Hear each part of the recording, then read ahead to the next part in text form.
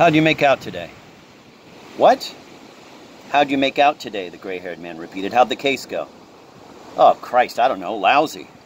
About 2 minutes before I'm all set to start my summation, the attorney for the plaintiff, Lisberg, trots in this crazy chambermaid with a bunch of bed sheets as evidence. Bed bug stains all over them. Christ. So what happened? You lose? Asked the gray-haired man, taking another drag on his cigarette. You know who was on the bench? Mother Vittorio. What the hell that guy has against me, I'll never know. I can't even open my mouth and he jumps all over me. You can't reason with a guy like that. It's impossible. The gray-haired man turned his head to see what the girl was doing. She had picked up the ashtray and was putting it between them. You lose then, or what? He said into the phone. What? I said, did you lose? Yeah, I was going to tell you about it. I didn't get a chance at the party with all the ruckus. You think Junior will hit the ceiling? Not that I give a good goddamn, but what do you think? Think he will? With his left hand, the gray-haired man shaped the ash of his cigarette on the rim of the ashtray. I don't think he'll necessarily hit the ceiling, Arthur, he said quietly. Chances are very much in favor, though, that he's not going to be overjoyed about it. You know how long we've handled those 3 bloody hotels? Old man Shanley himself started the whole... I know. Junior's told me about it at least 50 times. It's one of the most beautiful stories I ever heard in my life. All right, so I lost the goddamn case. In the first place, it wasn't my fault. First, this lunatic Vittorio baits me all through the trial. Then this moron chambermaid starts passing out sheets full of bedbug. Nobody's saying it's your fault, Arthur, the gray-haired man said. You asked me if I thought Junior would hit the ceiling. I simply gave you an honest, I know that. I don't know. What the hell, I may go back in the army anyway. Did I tell you about that? The gray-haired man turned his head again toward the girl, perhaps to show her how forbearing, even stoic, his countenance was. But the girl missed seeing it. She had just overturned the ashtray with her knee and was rapidly, with her fingers, brushing the spilled ashes into a little pickup pile. Her eyes looked up at him a second too late. No, you didn't, Arthur, he said into the phone. Yeah, I may. I don't know yet. I'm not crazy about the idea, naturally, and I won't go if I can possibly avoid it. But I may have to, I don't know. At least it's oblivion. If they give me back my little helmet and my big fat desk and my nice big mosquito net, it might not. I'd like to beat some sense into that head of yours, boy. That's what I'd like to do, the gray-haired man said. For a supposedly intelligent guy, you talk like an absolute child. And I say that in all sincerity. You let a bunch of minor little things snowball to an extent that they get so bloody paramount in your mind that you're absolutely unfit for any... I should have left her, you know that? I should have gone through with it last summer when I really had the ball rolling. You know that? You know why I didn't? You want to know why I didn't? Arthur, for Christ's sake, this is getting us exactly nowhere. Wait a second, let me tell you.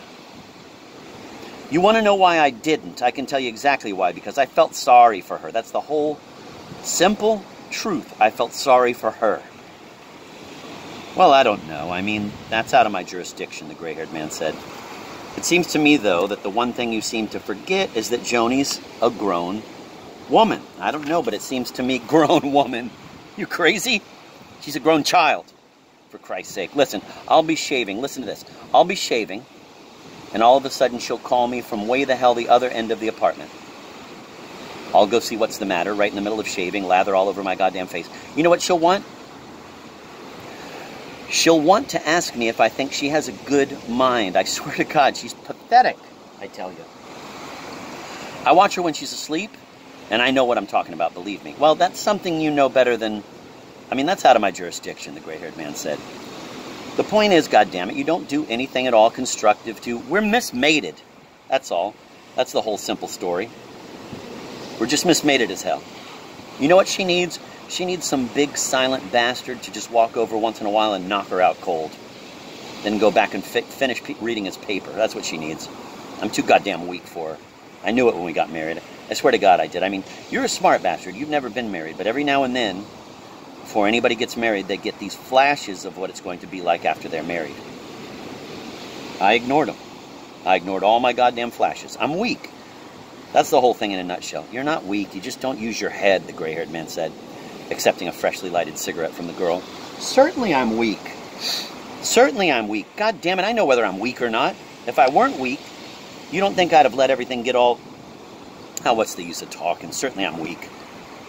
God, I'm keeping you awake all night. Why don't you hang the hell up on me? I mean it, hang up on me. I'm not going to hang up on you, Arthur. I'd like to help you. If it's humanly possible, the gray-haired man said. Actually, you're your own worst... She doesn't respect me. She doesn't even love me, for God's sake. Basically, in the last analysis, I don't love her anymore, either. I don't know. I do and I don't. It varies. It fluctuates. Christ. Every time I get all set to put my foot down, we have dinner out for some reason, and I meet her somewhere, and she comes in with these goddamn white gloves on or something. I don't know. Or I start thinking about the first time we drove up to New Haven for the Princeton game. We had a flat right after we got off the Parkway, and it was cold as hell. And she held the flashlight while I fixed the goddamn thing. You know what I mean. I don't know. Or I start thinking about... Christ, it's embarrassing. I start thinking about this goddamn poem I sent her when we first started going around together. Rose my color is and white, pretty mouth and green my eyes.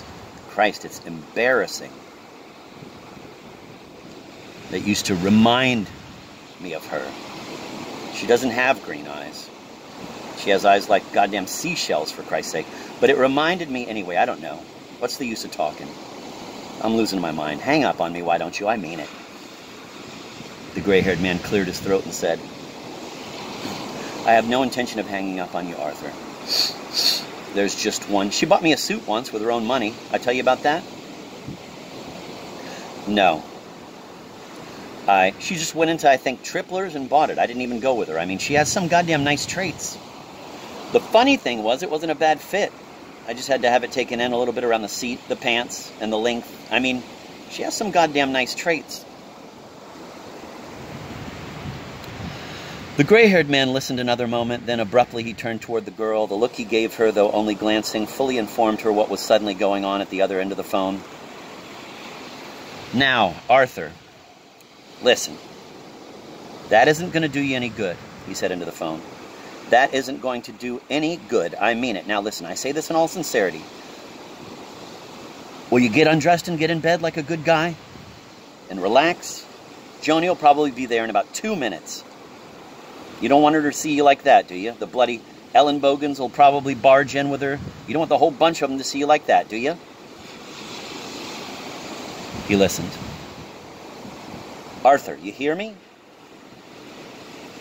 God, I'm keeping you awake all night. Everything I do. You're not keeping me awake all night, the gray-haired man said. Don't even think of that. I've already told you. I've been averaging about 4 hours sleep a night. What I would like to do, though, if it's at all humanly possible, I'd like to help you, boy. He listened. Arthur, you there? Yeah, I'm here. Listen. I've kept you awake all night. Could I come over to your place for a drink? Would you mind? The gray-haired man straightened his back and placed the flat of his free hand on the top of his head and said, Now, do you mean? Yeah, I mean, if it's all right with you, I'll only stay a minute. I'd just like to sit down somewhere and... I don't know, would it be all right? Yeah, but the point is, I don't think you should, Arthur. The gray-haired man said, lowering his hand from his head. I mean, you're more than welcome to come, but I honestly think you should just sit tight and relax till Joni waltzes in. I honestly do. What you want to be. You want to be right there, on the spot, when she waltzes in. Am I right or not? Yeah. I don't know. I swear to God, I don't know. Well, I do. I honestly do, the gray-haired man said. Look, why don't you hop in bed now and relax, then later, if you feel like it, give me a ring. I mean, if you feel like talking. And don't worry. That's the main thing. Hear me? Will you do that now? All right, the gray-haired man continued for a moment to hold the phone to his ear, then lowered it into its cradle. What did he say? The girl immediately asked him. He picked a cigarette out of the ashtray, that is, selected it from an accumulation of smoked and half-smoked cigarettes. He dragged on it and said, he wanted to come over here for a drink. God, what did you say? Said the girl. You heard me, the gray-haired man said and looked at her. You could hear me, couldn't you? He squashed out his cigarette. You were wonderful. Absolutely marvelous, the girl said, watching him.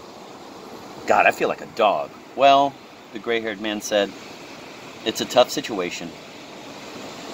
I don't know how marvelous I was. You were wonderful, the girl said. I'm limp. I'm absolutely limp. Look at me. The gray-haired man looked at her. Well, actually, it's an impossible situation, he said. I mean, the whole thing's so fantastic, it isn't even... Darling, excuse me, the girl said quickly and leaned forward. I think you're on fire. She gave the back of his hand a short, brisk, brushing stroke with the flaps of her fingers. No, it was just an ash. She leaned back. No, you were marvelous, she said. God, I feel like an absolute dog.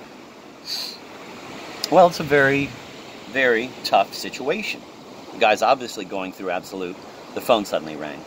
The gray-haired man said, Christ! But picked it up before the second ring. Hello, he said into it. Lee, were you asleep? No.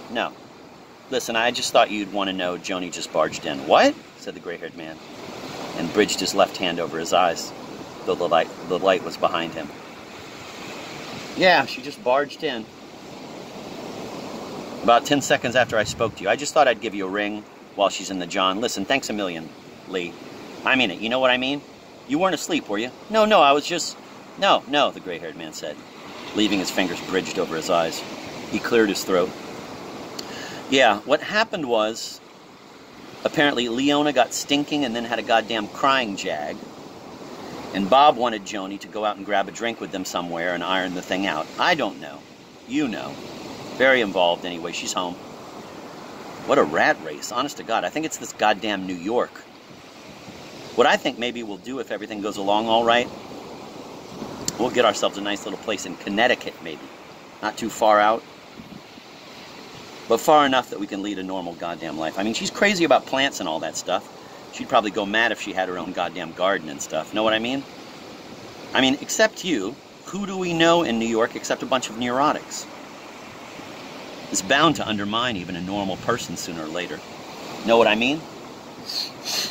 The gray-haired man didn't give an answer. His eyes behind the bridge of his hand were closed. Anyway, I'm going to talk to her about it tonight. Or tomorrow, maybe. She's still a little under the weather. I mean, she's a hell of a good kid, basically. And if we have a chance to straighten ourselves out a little bit, we'd be goddamn stupid not to at least have a go at it. While I'm at it, I'm also going to try to straighten out this lousy bedbug mess, too. I've been thinking. I was just wondering, Lee, you think if I went in and talked to Junior personally, I could... Arthur, if you don't mind, I'd appreciate... I mean, I don't want you to think I just called you back or anything because I'm worried about my goddamn job or anything. I'm not. I mean, basically, for Christ's sake, I couldn't care less. I just thought if I could straighten Junior out without beating my brains out, I'd be a goddamn fool. Listen, Arthur, the gray-haired man interrupted, taking his hand away from his face.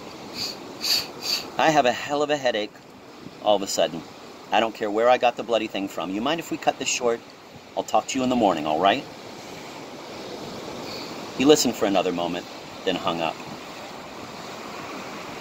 Again, the girl immediately spoke to him, but he didn't answer her. He picked a burning cigarette, the girl's, out of the ashtray and started to bring it to his mouth, but it slipped out of his fingers. The girl tried to help him retrieve it before anything was burned, but he told her to just sit still, for Christ's sake. And she pulled back her hand.